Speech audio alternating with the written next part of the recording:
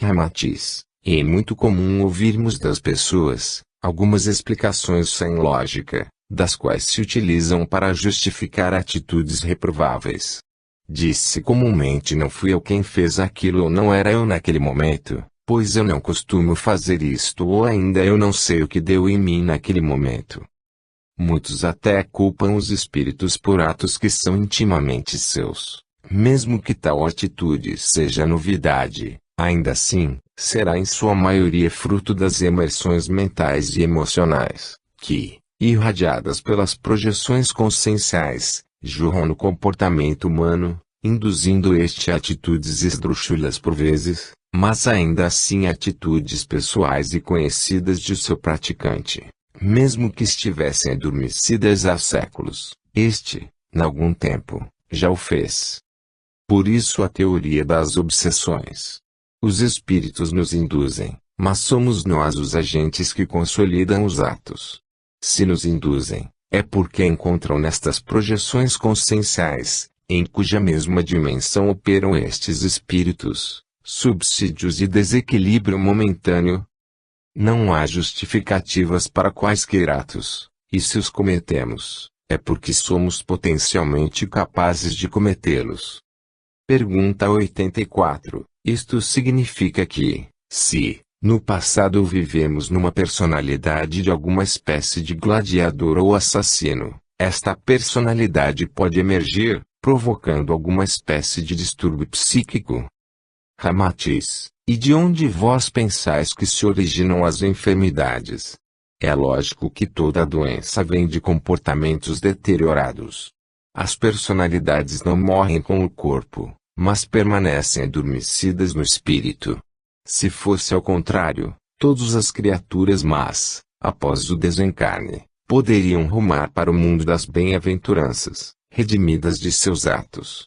Isto não ocorre, e também não vos é novidade. O que fomos no passado, pensamentos, atos, crenças e todo o manancial intelectivo sempre haverá de ser anexado à encarnação posterior para ser lapidado. Motivo pelo qual vossas oscilações temperamentais ainda são o maior inimigo, pois agem no silêncio de vosso foro íntimo, provocando os maiores transtornos existenciais. O que antes, noutra encarnação fora um comportamento, nesta apresentará como tendência. Conforme adestramos nossos mecanismos de reprimenda de atitudes inferiores, estas tendências, ao manifestarem-se, poderão nos provocar sofrimentos em maior ou menor grau, ou mesmo nada provocarem, dependendo exclusivamente de nossa capacidade de observação e transmutação destas tendências.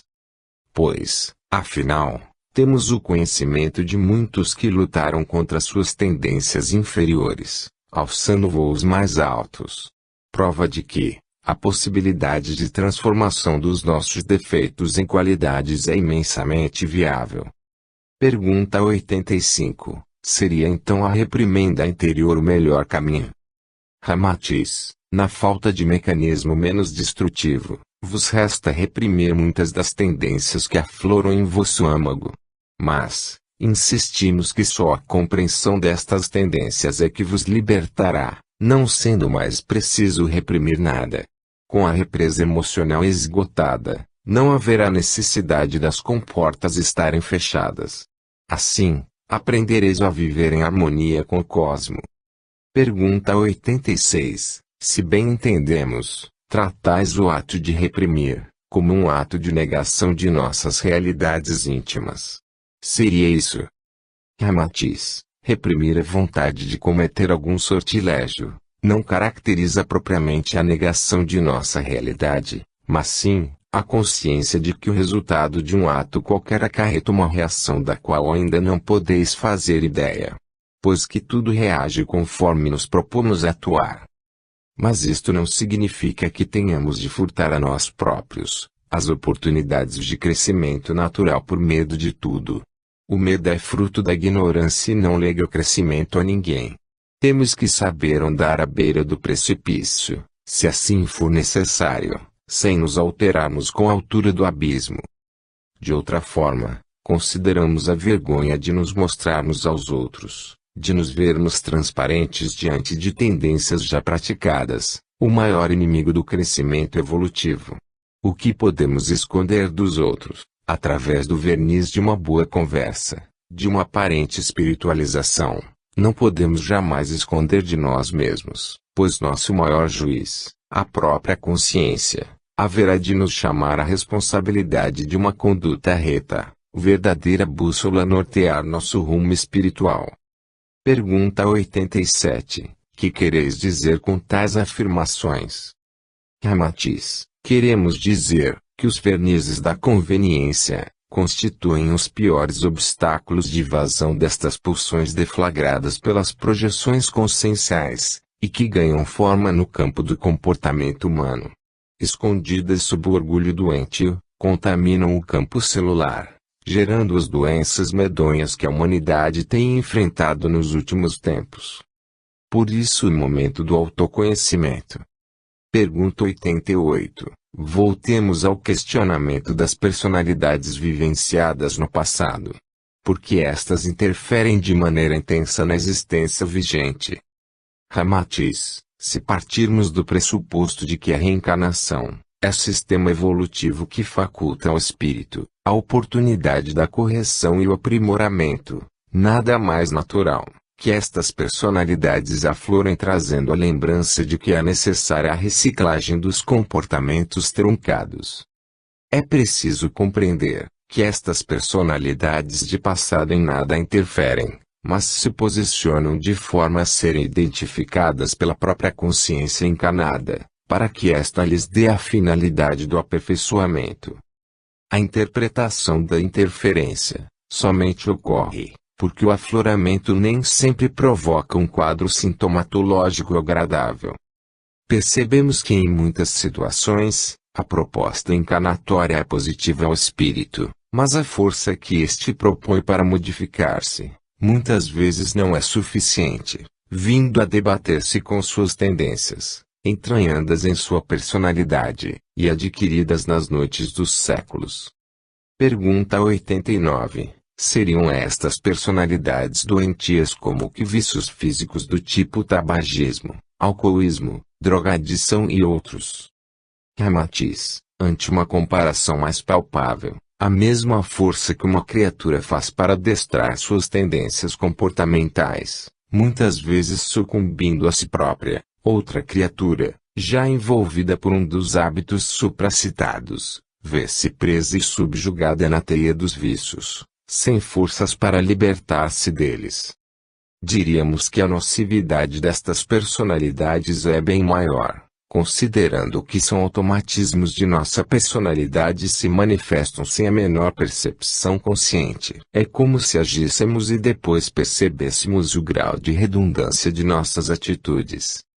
Em muitos casos, são estas personalidades de passado que induzem as criaturas por absoluta nostalgia ou apego, mergulhando em situações viciosas e não raro comprometendo a encarnação vigente que constitui importante oportunidade de aprimoramento espiritual. Pergunta 90. Como identificar quando uma personalidade desta ordem nos domina ou nos induz a quaisquer atitudes? Ramatiz, a identificação de algumas personalidades é absolutamente fácil, mas, em geral, o acometido jamais admitiria que é dominado por suas tendências inferiores. Infelizmente, pela absoluta falta de precisão de vosso vocabulário, precisamos repetir sob várias óticas, para que cheguemos a um consenso de entendimento. Falamos sobre a definição da palavra inferior, que aos olhos de muitos, é algo de caráter extremo. Pois não o é. Encontramos indícios de inferioridade em muitas atitudes, até mesmo naquelas que vos são toleráveis. Isto é importante que se compreenda. Podemos tecer uma teia de comportamentos que refletem estas personalidades, a prepotência, as tendências ao domínio, a própria submissão, os medos, que caracterizam traumas vivenciados em outras encarnações, e enfim, milhares e milhares de sentimentos que vos provocam reações de insegurança. Em verdade, todos sabemos o que sentimos, mas costumamos ignorar, ao invés de buscarmos a fundo o que acarretou tais sentimentos. Dentre as coisas inúteis da vida, muitos preferem passar o tempo entulhando a mente de afazeres que os possibilitem fugir, em vez de resolverem-se. Num mundo onde há verdadeira miscelânea de comportamentos e sentimentos, torna-se difícil padronizarmos estes sintomas, mas seria proveitoso se cada qual fizesse um mapeamento de seu próprio interior, visando a compreensão das tendências comportamentais. Pergunta 91. Estas tendências, em sua maioria, passam despercebidas, ou sabemos que elas existem? Ramatiz. Sabemos que elas existem em nosso interior. A maioria das criaturas prefere acobertá-las por medo que os outros as descubram. Pois, uma das reações mais ignominiosas do ser humano contemporâneo é o julgamento de outrem. Estes juízes e promotores cotidianos, esquecem de que cada qual é espelho vivo um do outro, a refletir imagens pouco agradáveis. Pois, o que vemos nos outros, e que mais nos desperta a indignação, a ira, contrariedade, a incompreensão, nada mais são do que nossos próprios quesitos mal resolvidos. Basta de sermos tolerantes para com nossas imperfeições e condenarmos os outros que se encontram no mesmo patamar, buscando as mesmas respostas, e enfim, o mesmo objetivo, a redenção. Pergunta 92. Observando por este vetor, vemos que somos muito mais conscientes do que possa parecer. O que dizeis sobre isto? Ramatiz. Criaturas maduras, que sois, para olhardes em vosso interior, extirpando o que vos é nocivo, incorporando o que se faz necessário e transformando o que faz parte de vós, e que não pode ser eliminado. Pergunta 93. Isso equivale dizer que a libertação da humanidade resume-se na incorporação da moral, da conduta reta, bem explanadas pelo preletor maior, Jesus, mas pouco compreendidas ainda aos dias de hoje. Seria isto? Ramatiz. O caminho deve ser seguido por esta indicação, mas não deveis vos esquecer que toda criatura, mesmo a mais inferiorizada, ainda assim será uma criatura em estado de moralização. Portanto, cada indivíduo deve olhar mais para dentro de seu próprio interior, e se perguntar, qual a reação das pessoas ante a revelação de seus pensamentos? Pois, se isso fosse possível, o ser humano não seria tão implacável e intolerante, mas, ao contrário, cultuaria mais a bonomia, a mansidão, a concórdia e outros atributos crísticos. Pergunta 94. Mas não seria verdadeira invasão de privacidade? Pois nossos pensamentos constituem o único lugar onde somos livres. Ramatiz. Lê do engano vosso. O pensamento é a vibração da alma. A alma é vossa identidade no vasto mundo de energias. O que se esconde dos outros através de um lindo modelito, exala cheiro de putrefação em nível energético. Acaso Jesus não vos alertou sobre o poder do pensamento? Não vos esqueçais de que o pensamento é a mais poderosa ferramenta posta sob vossa tutela. Para ele, não existe barreira alguma. Sua potencialidade vos sintoniza aos mais altos padrões vibracionais dignos da angelitude divina, como também aos mais profundos abismos que escondem os lodaçais umbralinos.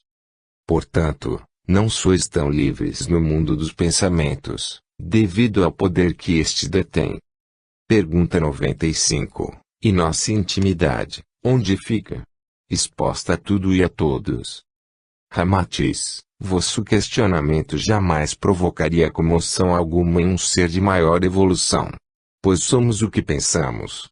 Vibramos de acordo com nossos pensamentos íntimos. O pensamento é resultado da pulsação da vida, e é ele quem organiza os mais complexos sistemas orgânicos. Mas, da mesma maneira que o pensamento organiza, degenera tão rapidamente, que vosso piscar de olhos não seria capaz de resumir a rapidez deste processo. Pergunta 96. Insistimos, não estaria se caracterizando invasão o momento em que teríamos nosso pensamento receptado por outrem? Ramatiz. Tudo dependerá da intencionalidade pela qual dar-se esta invasão. Não queremos aqui vos dizer que o mundo espiritual, através de seus complexos mecanismos, estivesse a rastrear qualquer que seja a criatura.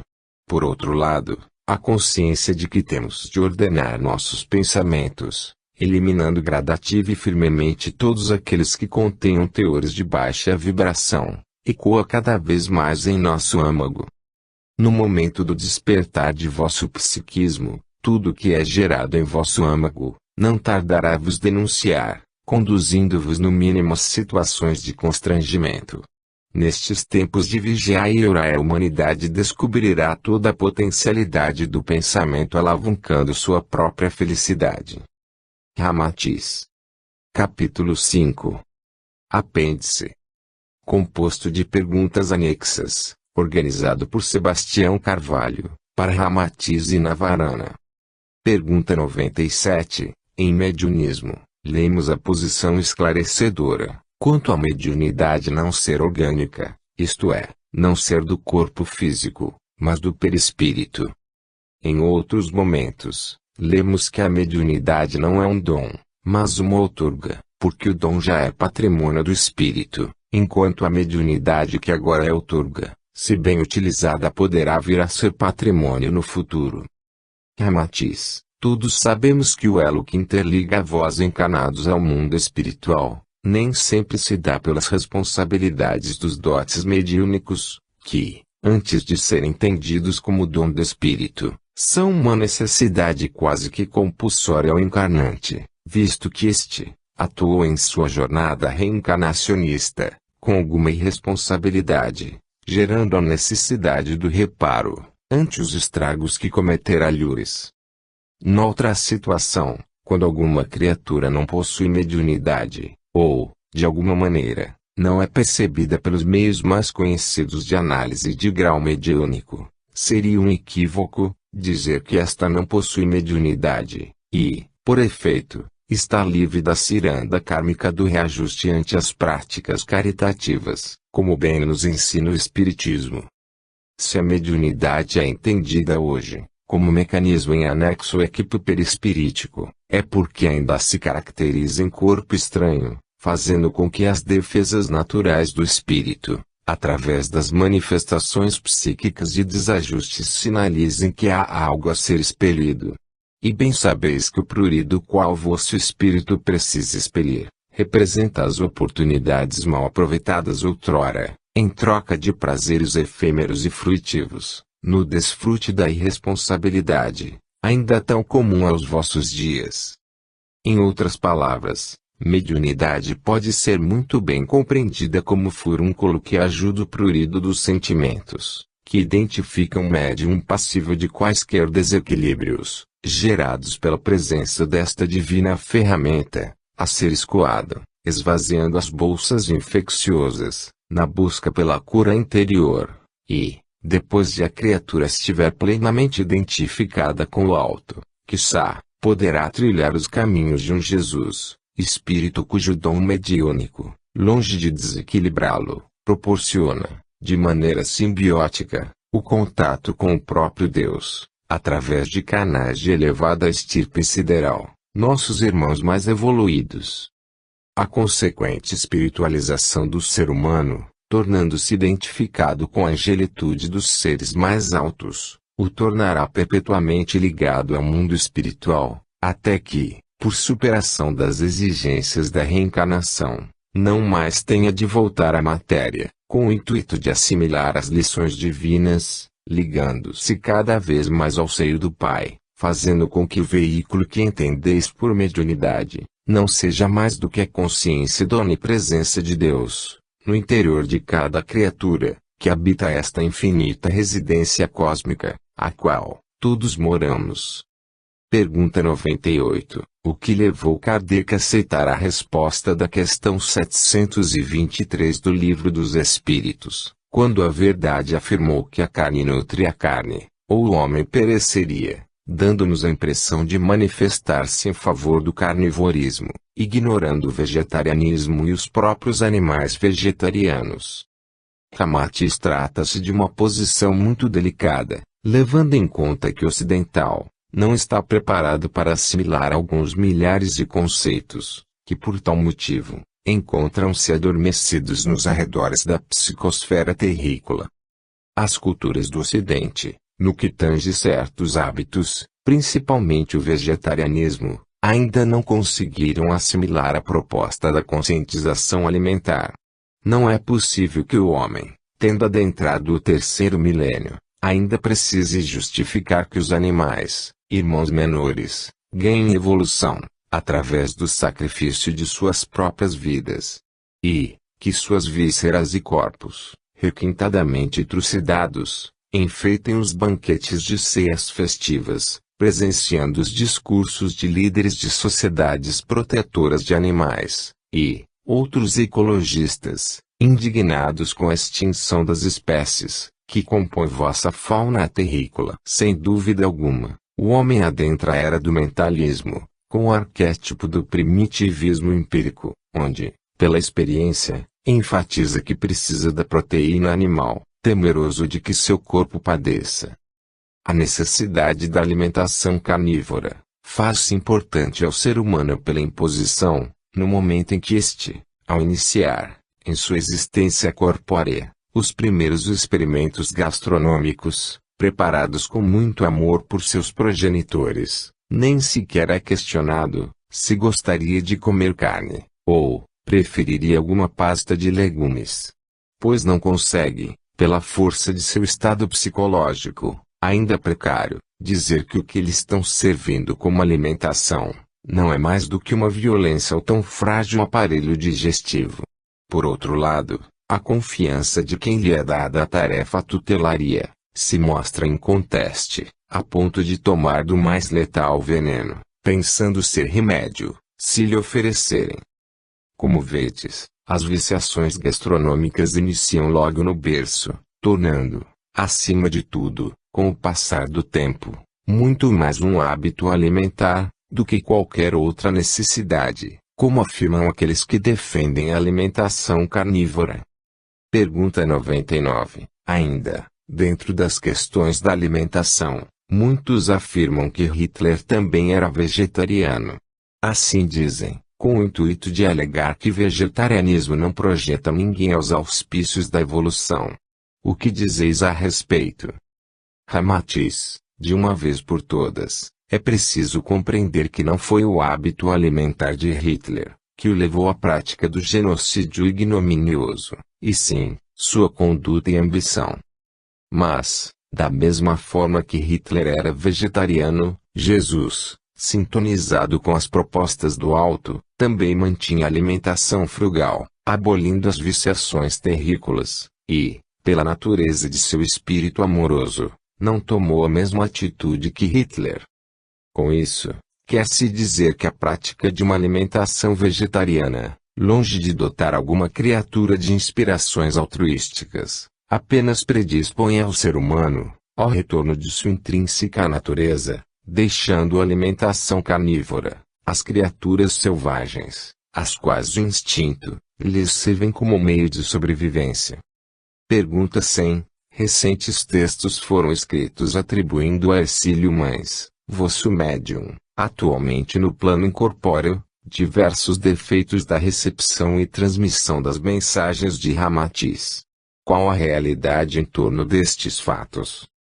Navarana, a importância do conteúdo que julgais anímico, ou mesmo duvidoso, nas mensagens psicografadas por nosso tão disciplinado irmão, que hoje nos auxilia no mesmo plano espiritual, torna-se totalmente irrelevante diante dos resultados obtidos mediante sua nobre proposta de ser o porta-voz de Ramatiz. Quantos de vós não encontraram o seio da doutrina espírita, através da contribuição de Hercílio Mães? Quantos encontraram o equilíbrio espiritual, e a consequente cura das enfermidades físicas, geradas pelos desajustes do espírito, através dos pêndulos, da radiestesia e da homeopatia, procedimentos tão bem aplicados por este irmão, em plena sintoma com os espíritos luminares, seus mentores? Cuidai, pois, de fazer-se valer as ações, que constroem as sólidas bases de um edifício, o qual representa a vossa caminhada evolutiva. Pois muitos engenheiros e edificadores de edifícios já erguidos, encontram-se por aí, esperando o momento em que lançarão sobre os incautos as dúvidas mais esdrúxulas, em troca de sua eventual sabedoria, tentando ganhar espaço, às custas das infames inverdades, atiradas à revelia, como que dardos venenosos. Se nosso nobre Hercílio Mães revelou, em seus escritos psicográficos, alguma falha, previamente identificada por algum qualificado perito, então podemos afirmar em caráter excepcional, que este tão laborioso espírito, enquanto no mundo corpóreo, fez tudo o que seu bom senso lhe permitiu, sacrificando momentos familiares, e folgas que vosso calendário sugere, compondo os escritos, que hoje representam a obra deste iluminado irmão Ramatiz, o qual, podemos lembrar fraternalmente, que vosso país, é pátria privilegiada, por ter sido escolhida como a vertente de seus ensinamentos, calcados sob a égide de Jesus. Portanto, na ausência de uma solução eficaz, a crítica desmorona, qual muralha envelhecida pelas intempéries da natureza. Pergunta 101. Poderia explicar com mais detalhes, antigas informações de Hercílio Mães, quanto às dificuldades encontradas por Ramatiz quando dialogou com o príncipe do mundo, para executar a obra? Na varana, antes de iniciar a divulgação de sua mensagem, Ramatiz foi aconselhado, pelas altas entidades siderais, a manter uma breve conferência com alguns líderes dos umbrais.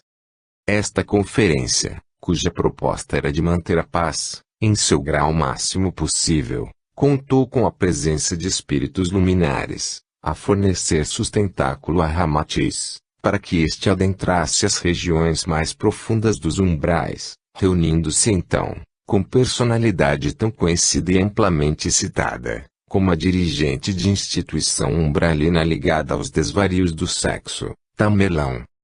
Este espírito, que já habitou as esferas da carne, conseguira reunir inestimável número de comparsas, e, cujos objetivos apontavam para todos aqueles que, mensageiros do Cristo, haveriam de propagar seus ensinamentos. Ramatiz esteve pessoalmente com Tamerlão, que nesta ocasião, contou com o atrelamento de outros líderes umbralinos, pedindo, em tom vulgar, o pagamento de pedágio, para que Ramatiz, através de seus mediadores encarnados, pudesse realizar seu nobre ofício de conscientização espiritual. Tal proposta beirava o cúmulo. Exigiram algo do tipo, 1000 favores, em troca de pequena concessão, temporária. Diante da irredutibilidade destes líderes umbralinos, Ramatiz lembrou que sua proposta de bom convívio, havia caído por terra, enfatizando, conciso, que seu desiderato tornar-se-ia, invariavelmente, grande obstáculo às negociações insensatas daqueles dirigentes, e, disposto a realizar sua proposta, aliado às forças do bem, estaria iniciando, tão logo estivessem definidas as primeiras propostas reencarnatórias, de espíritos ligados à sua falange. E eis que todo o projeto saiu dos planos sidéreos para então configurar a realidade que se apresenta diante de vós. Afirmo para vós, nestas palavras, o que me foi permitido revelar, por Ramatiz. Fim.